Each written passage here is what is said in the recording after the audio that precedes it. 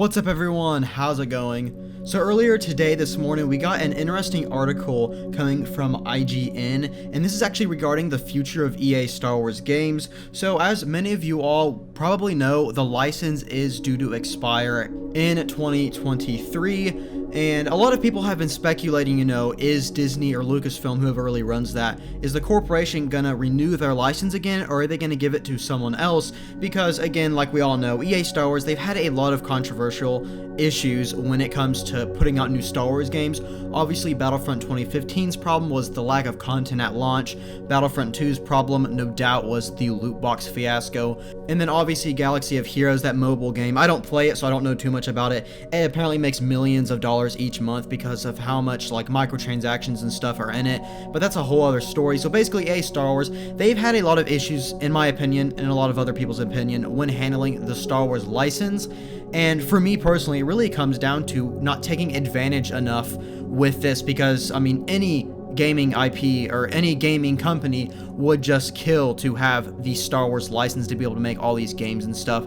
So personally for me, I feel like EA, they've only released 4 major titles. It will be 4 once Squadron comes out. So we've got Battlefront 2015, Battlefront 2, Fallen Order, which is a great game, and then Squadrons, which I am really excited for.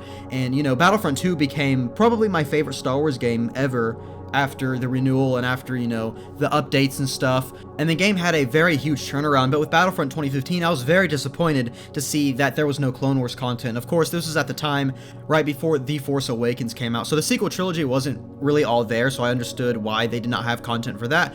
But we did get the Battle of Jakku and all that. But I was just very disappointed to see no Clone Wars content, because that was the whole other half of Star Wars, and they kind of left that out. But Battlefront 2 seemed to fix that, and then they decided to try and make it pay to win. It was a huge mess. I don't need to go over it, you guys already know. But let's get on to this report. This is actually coming from Andrew Wilson, the CEO of Electronic Arts. And so they actually had a fireside chat, a stockholder meeting, an investors meeting, an ER report, and he said that they actually are wanting to double down on the developers' creative partnership with Disney to make Star Wars games. And while that is a short sentence, here's the longer version. It says, "We're going to double down on the partnership." Wilson explains, "Disney continues to be very committed to the IP and to the canon." And then he goes on to say, "We've got new generations of fans coming to the IP all the time."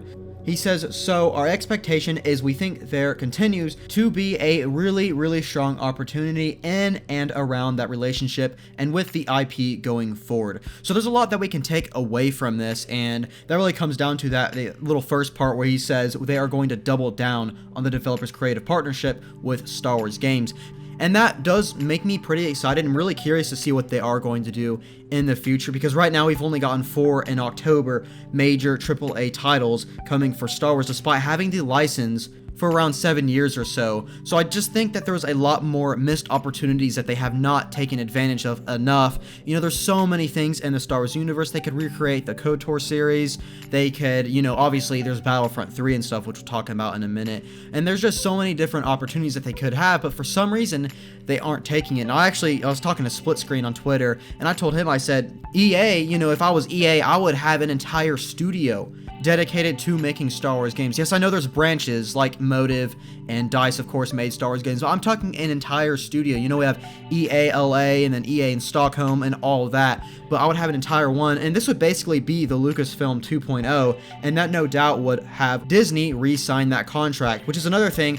Is this is not obviously confirmed, but I'm willing to bet that that means that the contract is going to get renewed once again. Now, how long it will be, we're not really too sure. That really depends on Disney. But if I were ahead of Disney, whoever runs that stuff, I personally would allow them to continue to create Star Wars games, but I would also make this an open IP. So basically, any game company in the world can create Star Wars content and create Star Wars games. Obviously, they would have to pitch the ideas and stuff first to Disney or Lucasfilm, like a lot how LucasArts did, when Pandemic wanted to make the Battlefront series. They had to pitch the idea, they had to create a sort of demo of the game, and they had to send it over to Lucasfilm and have them agree that it is something that they would like to fund and create a project out of. So I just wish Disney would do the exact same, because there's so many companies in the world that would just love to make Star Wars games. And I do think EA has done a good job with certain parts of the Star Wars. No doubt Battlefront 2's recovery was amazing, and I'm so glad to see it, though it does suck that it was cut off at the time it did.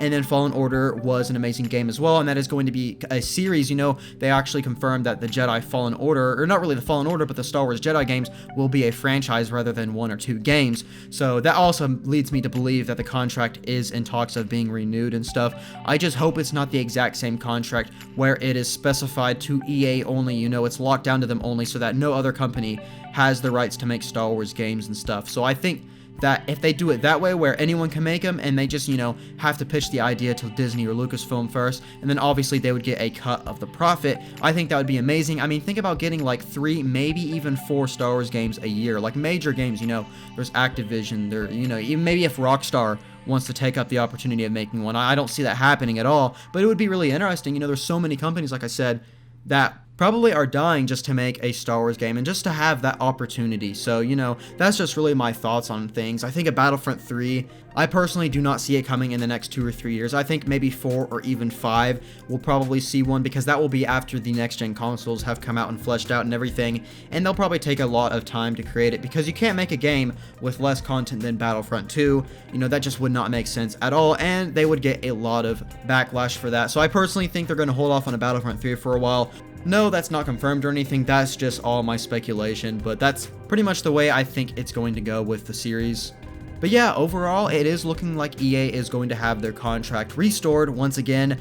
Now, whether this will be another 10-year contract like the one we got 7 years ago, whether it will be that one or a completely different one, we're just going to have to wait and see, as there's really no rumors or ideas on what Disney and Lucasfilm are going to do with the continuation of Star Wars games and their licensing. So go ahead and let me know in the comments down below your guys' thoughts. Are you happy for this? Do you like some of the things EA have done with the Star Wars license? Or do you hope, you know, where I'm at, where I do appreciate some of the things they have done, and I do think they've learned a lot of their lessons and mistakes over the past few years. So I do see a brighter future with EA Star Wars games.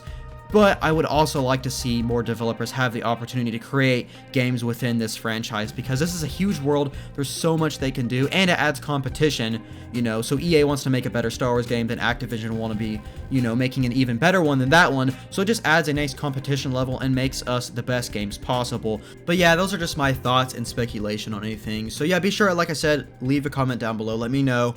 But if you guys are new, be sure and leave a like on the video, as it really helps out the channel a lot. And if you are new, subscribe for more Star Wars news, gameplay, and more, and I'll hopefully see you all in the next one.